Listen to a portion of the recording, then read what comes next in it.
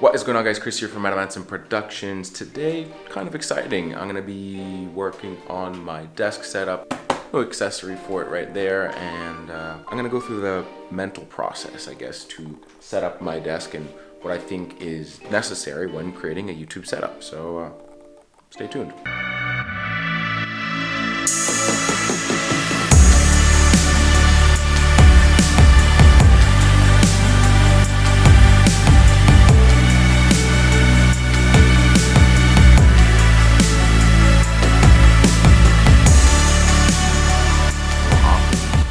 Before I get into that, I want to say that I was trying to upload more consistently and I missed 2 days. It's not like horrible because it's fine to miss a few days, but back on the grind, making content for you guys. So yeah. Okay, so what I'm unboxing is not super exciting, but it's just a microphone stand from Toman. So thank you, Toman, for sending this out to me. It's not sponsored or anything, okay? I paid for this. My voice is like deep. It's basically just because I woke up like 20 minutes ago and quickly took a shower, but gotta make these videos, guys. Was that sock ruining the shot the whole time? Things like these just make YouTube videos look rookie. I bet you guys have not seen such a wide shot of my room, but let's create some space. Oh my god, it's so bright.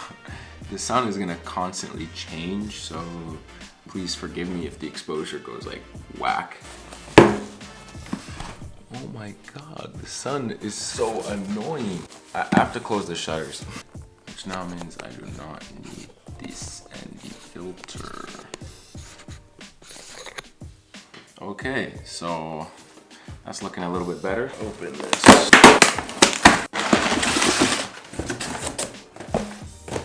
What a big box for such a small box. Yeah, this is what I got, a mic stand, because the mic stand I have is broken and I'm kind of, let me show you the end of the mic stand I was using.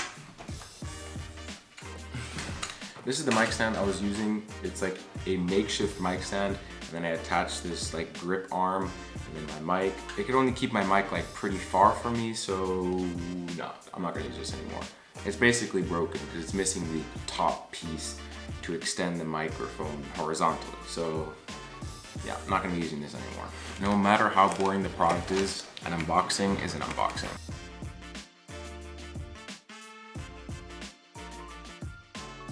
Okay, this thing looks great. Let's set this up. I don't know if I have the right piece to screw onto here as yet. I may need to get that, but regardless, this is it. This is what I need. So I can put the microphone, like I can put this stand just out of frame, like probably back there, and then have the microphone like really close to my mouth. So the audio quality is basically just gonna be way better. I can actually test it out because although I don't have the attachable piece here, I can still use the grip arm and solidly attach the microphone to it. I got the microphone right out of, it's just out of frame. Look, it's just out of frame there, and that's exactly how you get like really good audio. So today, yeah, I'm gonna be going over my studio setup now because I've gotten some people asking me how I set up my home studio and how do I get such a professional look inside a room, because you guys realize this is just my bedroom. I mean, I keep my bed in the back. I have another bed here from when my brother used to stay here. I have this useless couch thing. I have a chest of drawers. I have a shoe rack and some like techie stuff over here. But this is, yeah, this is just my bedroom. Now, I'm gonna go over some simple rules, some simple techniques I use when creating my studio and some things that I've learned ever since I started, because I remember my first setup was disgusting. I'm gonna show you right now. But I think what's really important is if you're trying to get a cinematic look, try to get as much depth in your background as possible. What I mean by that is try to be as far away from your background. If you have a room that's like a rectangle, try to go as far to one side as possible and then shoot towards the other side, which is what I'm doing now. So I have a lot of space behind me, and what this does is it just creates depth in your image and it makes your subject, or you, separate more from the background. And if you have a camera with shallower depth of field like this one, the background can even be blurry, and that's really cinematic. So yeah, basically try to be as far away from your background as possible. This will also allow you to do a double lighting setup where your lighting back there is way darker than how way you're lit, so it kind of looks like you're in the studio.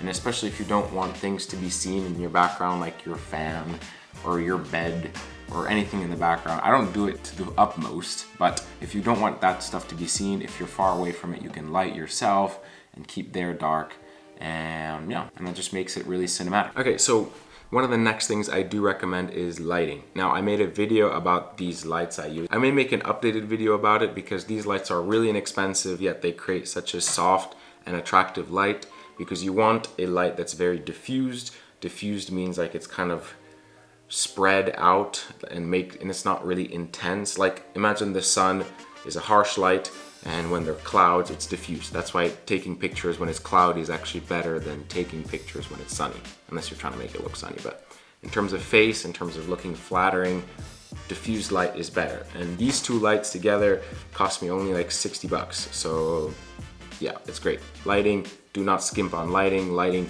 will determine how good the video is. Literally, I could use this expensive camera with poor lighting, and it'll look worse than this cheaper camera with a cheaper lens with great lighting. So yeah, this will look better with better lighting. Lighting is the most important thing. So yeah, make sure you have good lighting and try to put yourself as close to the light as possible. I have my light like right here, so just so that I have most of the light concentrated on me, and if I want, I can bring it higher, angle it further down so that it would not spill so much on my background and make my background brighter.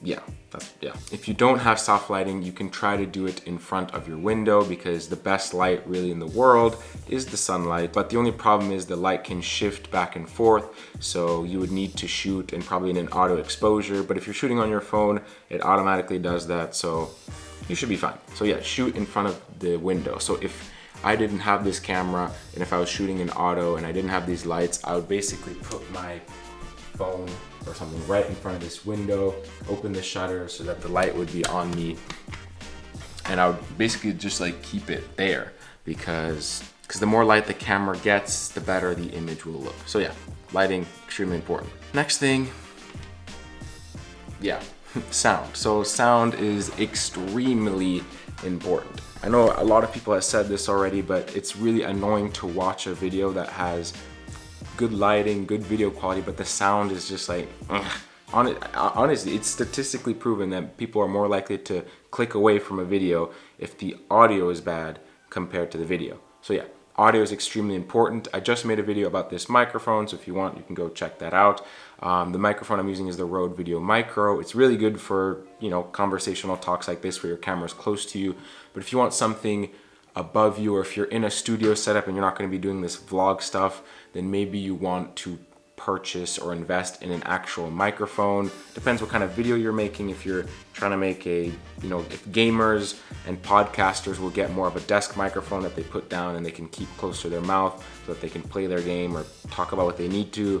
For me, since I'm trying to keep it more cinematic, trying to keep my image more clean, I don't want the microphone to be seen, but you want it to be still as close to your mouth as possible. So that's why I got this light stand, which allows me to keep the microphone just out of frame. Because the closer the microphone is to your mouth, is the less sensitive it needs to be, which is the less background noise it'll pick up and the more professional it'll sound. Microphones are extremely important. I use the Zoom H2N, which is really, it's an old Zoom microphone, but it sounds fantastic. I think it's only about 100 and 150 bucks right now. But if you can't afford that, get this one, the Rode Video Micro. You can put a microphone like this up here, and if you keep it close to your mouth, it'll sound really good. So yeah, audio is extremely important. Next thing that is actually quite important depending on the videos you make, and that is your desk. If you're trying to make videos where you're talking about products, or if you're doing things in your videos with your hands and you need a desk, desks are important. This is the desk I use really for my homework and stuff. But it's also my YouTube desk, and what I do is if I need to review products or stuff, it's nice to have a desk. I kind of wanted to get like a wrap or a skin for it so that it wouldn't be so see-through and pick up so much dust, and because I kind of wanted something white that the light would bounce up back to me. yeah, but I don't know. I haven't purchased anything. I don't really feel like it. This is fine. It's worked for me. But yeah, having a desk is important. Also because on the side, usually I have my computer set up or my laptop set up or even my phone set up just with some video notes in case I need to check, see if I'm not going off topic, because it happens a lot. It's very common to be recording and you know, you just get so comfortable in front of the camera and you start talking, but then you kind of lose track of why you were making the video. Other than that, one thing I like to have, and especially now that the weather's getting warmer, is a fan. Whenever I'm not shooting, I have the fan right next to me and it's blowing air on me because it gets hot. Having all these lights, like I'm actually starting to get hot right now. Having these lights pointed at you for a longer period of time will heat you up, and it actually gets really hot and you start sweating. That's not what you want for your videos, but that's a side note you don't have to worry about. Another thing that could be cool is like accent lights or lights with a bit more personality. Like this little sucker, the Aperture MC. Now, you don't not need to spend this much on a little light, but what this light can do is it has full RGB. You know, you can make it any color you want, and it's magnetic, so literally I can take it and stick it up against there if I want some accent blue light, or if I put it in my background. Sometimes you guys see if I have like a colorful background. But yeah, having an RGB light's pretty cool. This one's kind of expensive, but there are cheaper options. Like I have a cheaper option that's actually kind of better. Wait, like this right here, this is a really cheap $30 newer light that I've had for years now. And what I have, is it here? Yeah, wait.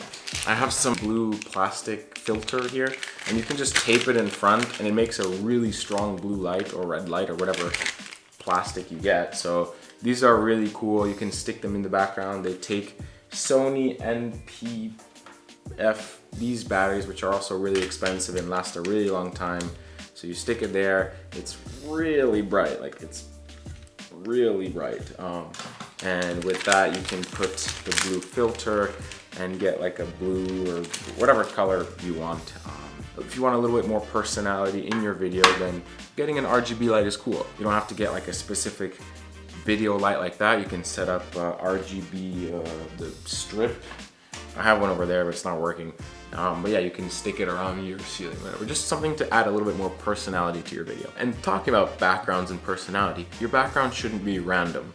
Mine kind of is because I'm in my bedroom, but try to make it as focused on what you're doing as possible. Try not to make it too distracting. Like I have my shoes there, it's a little distracting, but as just my room, I could rearrange it a bit, but for me it's not too bad because I usually keep it dark. But try not to have like weird things in your background, like an iron or like some dishes. I've seen YouTubers have like you know, like just mess in their back. Just try to keep it clean, try to keep it organized. Right now, I'm not an example, but in general, try to keep it organized.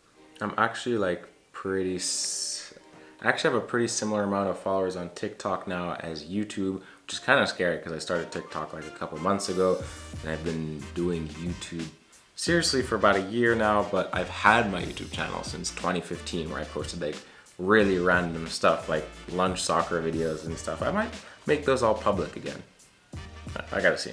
Also, I'm really excited that Canon is going to be announcing, or actually many camera companies are going to be announcing new cameras within the next few weeks. I think July 9th, Canon is supposed to announce a bunch of new cameras, and Sony's coming with a A7 something, and I don't know, it's exciting because, you know, camera stuff is exciting for me. Oh, how could I forget? Something to put your camera on. Yeah, if you have a phone, then you need like a phone tripod.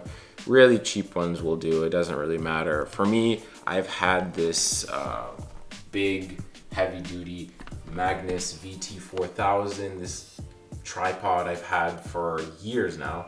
And it's a really strong tripod. It doesn't really matter, it doesn't have to be super strong. Right now I have my camera on a Manfrotto mini tripod. I kind of use it as my vlogging stick, but I do want a Gorilla Pod because this one is a little annoying when you have to like unscrew the thing and reposition it. Or the Gorilla Pod, you can kind of twist it, but I guess there are pros and cons to that too because it may like fall down on its own, because I heard a lot of people said their Gorilla Pod falls on its own and it's scary. which this one is extremely durable. It's never gonna fall. I think that's pretty much it, guys. I've done a pretty in-depth review of my setup. I mean, obviously I have some books and stuff underneath, but that's just because it's my school desk as well. But you know, oh, and also disregard the foam panels. They don't do anything, for me at least. I have a little bit of echo in this room, but if I keep my microphone closer, it should sound better. But yeah, that's pretty much my desk setup for this year and what I've been using for the past few weeks. And yeah, so thank you guys so much for watching. Chris here from Adamantine Productions, and I'll see you guys in the next video. Peace.